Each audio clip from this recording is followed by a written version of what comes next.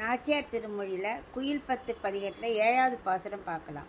பொங்கிய பார்க்கடல் பள்ளி கொள்வானே புணர்வதோர் ஆசையினால் என் கொங்கை கிளர்ந்து குமைத்து குதுகலித்து ஆவியை ஆகுலம் செய்யும் குயிலே உனக்கு என்ன மறைந்து உறைவு ஆழியும் சங்கும் ஒன் தண்டும் தங்கிய கையவனை வர கூவில் நீ சால தர்மம் பெருதி.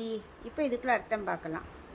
பார்க்கடல்ல அலைகள் பொங்கி பொங்கி வருது இல்லையா, அதில் பள்ளி கொண்டிருக்கும் பகவானை நினச்சி நினச்சி என்னோட அந்த ஆசையினால் அவரோட சேரணுங்கிற ஆசையினால் என்னோட உடம்பு அப்படியே பூரிக்கிறது.